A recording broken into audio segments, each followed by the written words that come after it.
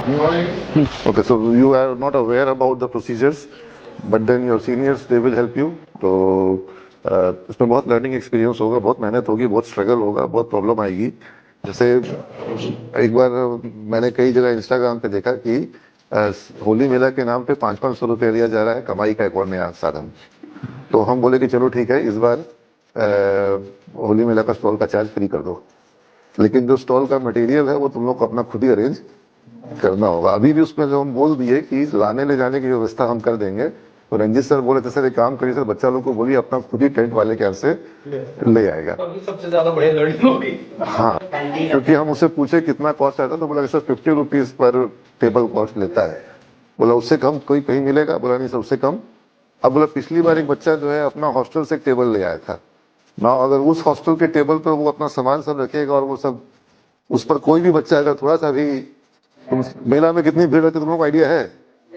तुम लोग को नहीं आइडिया है, ठीक है। तो यूजुअली जितनी भीड़ होती है उसमें वो हॉस्टल वाला टेबल जो है वो थोड़ा देर भी सर्वाइव नहीं करेगा। तो वो उनको टेबल्स लाने होंगे, फिर टेबल क्लॉथ्स लगाना होगा। वो घर से बिस्तर वो ले आया था, बेडशीट। तो क्या तुमको लगता है कि होली मेला में वाला होना चाहिए? नहीं, this has got a lot of decorum. तो उसने बताया रंजीत ने कि सर कपड़ा का भी चार्ज लगता है, कपड़ा लगाने का भी वो चार्ज लेता है, और उसका कपड़ा वही लोग लगा सकता है, हम लोग उसका कपड़ा नहीं लगा सकते। वो एक्चुअल में लगाना आसान है भी नहीं। हाँ, तो वो लोग लेता है, उसका जो कॉस्ट होता है टेंट वाला। फिर बात हुई कि बच्चे मिक्सी लगाते हैं, बच्चे ओवन लगाते हैं, बच्चे वहां पर गैस इलेक्ट्रिकल इलेक्ट्रिकल स्टोव लगाते हैं और फ्रिज लगाते हैं, ठीक है। नहीं, अगर तुम अपना सिलेंडर ला रहे हो और उसको चूल्हा पे प्रॉपर उसको कनेक्शन करके लगा रहे हो, हमको कोई दिक्कत नहीं है। लेकिन जैसे ही तुमने पावर लिया तो फिर अब उसमें 3-4 एंगल्स आते हैं, ठीक है। क्या क्या एंगल आते हैं बता दो? इलेक्ट्रिसिटी बिल बढ़ेगा, वो कॉस्ट आएगा, ठीक है। कनेक्शन सबसे बड़ा दिक्कत है कि वायर, उसको जहां से भी हम तुमको मल्टीपल जगह पॉइंट्स दे देंगे हम, ठीक है। I will ask the team, the electrical team to give 2 points at every floor. हर फ्लोर पे 2 पॉइंट दिलवा देंगे जहां पे स्टॉल्स होंगे, लेकिन उस पॉइंट से फिर लेके जाने का जो जिम्मेवारी होगा वो स्टॉल ओनर्स का होगा। तो वायर आप लोग अपना लाइए, ठीक है। उसका जो भी 100-200 रुपया कॉस्ट लगेगा वायर का, या वो वायर आपके घर में फिर आपके काम काम आ जाएगा, ठीक है। अब ये भी उसमें फिर हम बोलेंगे अगर वायर वो लाएगा, अगर कोई पतला वायर ले आया तो वो और शॉर्ट सर्किट करा देगा। तो हुआ कि नहीं, 2.5 mm का वायर शायद लगता है। हाँ, तो उससे ज्यादा की भी जरूरत नहीं है, उससे कम भी होने से, क्योंकि जो फ्रिज वगैरह है उसमें लोड ज्यादा होता है। फ्रिज जो लोग कुछ लोग वो भी लेकर के आते हैं, क्या नाम है, डीप फ्रीजर जो होता है। हाँ, तो दैट टेक्स लॉट ऑफ, हाँ दैट टेक्स आइसक्रीम भी, वो कोल्ड ड्रिंक वाले, that takes lot of power. तो एज पर द तुम्हारा पॉइंट पावर का कॉस्ट तुमसे लिया जाएगा, और पावर के लिए सॉकेट और वायर ये तुम लोग को अरेंज करना होगा। बट देखो पॉइंट यहाँ पर ये है कि आपको काम को समझना होगा, महत्व को समझना होगा, और आपके बदले में आपके स्टार्टअप में रंजीत कुमार जो है वो ये सब काम नहीं करेंगे। हाँ, ऑब्वियसली गर्ल्स की टीम में कोई ना कोई बॉयज होना, लड़का क्लास को अरेंज कर लेना, तो वो सब तुम लोग को करना पड़ेगा। नहीं तो क्या है कि हमको ये सब बहुत सुनना पड़ता था कि टेबल जो है हमको बढ़िया वाला नहीं मिला। अपना जाइए, बढ़िया टेबल जहां से लाना है लेकर के आइए, ठीक है। तो इस तरीके से आप अब पूरा इंडिपेंडेंट होकर तुम लोगों को बिजनेस करना है, ठीक है ना। और तुमको हम पॉइंट्स दे देंगे, तुमको हम जैसा चूंकि बोल चुके हैं, तो तुमको यहाँ तक हम टेबल मंगवा करके दे देंगे। अपनी जो कॉलेज की गाड़ी है उसमें आ जाएगा, वहां से उन लोग लोड करके लाएगा। तो हमारे आदमी जो है वो जाएंगे अपनी गाड़ी से, उसके गोडाउन से सामान निकालेंगे और अपनी गाड़ी पे लेकर के आएंगे, ताकि भाड़ा का खर्चा तुम लोग के ऊपर में ना आए, वो कॉलेज की तरफ से क्लियर हो जाएगा। हाँ, अगर तुम खुद से जाकर के ले आओगे, वेल एंड गुड, उसके लिए मनाही नहीं है, लेकिन प्रोवाइडेड टेबल जो होना चाहिए वो एक यूनिफॉर्मिटी वाला होना चाहिए। और ये नहीं होना चाहिए कोई बहुत बड़ा टेबल उठा के ले आया और ज्यादा जगह ले रहा है। गेम्स वालों को हम एज पर द गेम्स की जरूरत के हिसाब से बड़ा एरिया भी अलाउ करते हैं, है ना। Otherwise there should be kind of uniformity. तो ये तुम लोग समझ गए बात को कि these are the logistics involvements, ठीक है।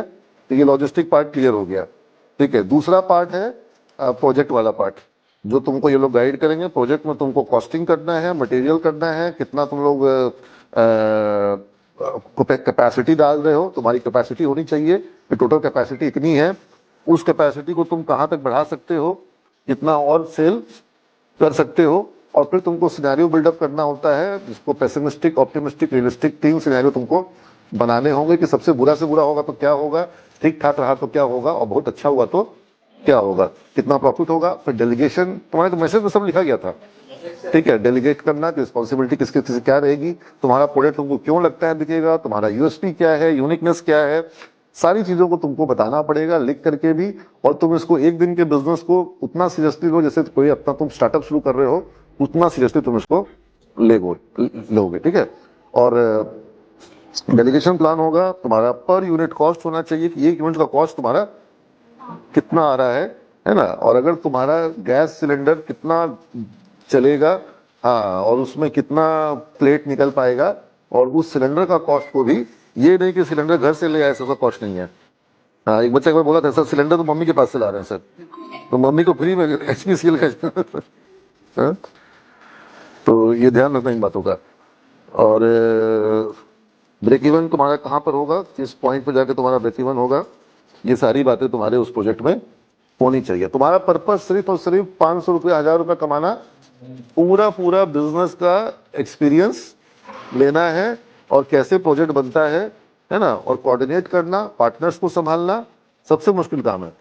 हाँ, टीम को संभालना सबसे ज्यादा झमेला उसी में है। ये सब जितना चीज बोले है ना, वो सब तुम लोग इजिली कर लोगे।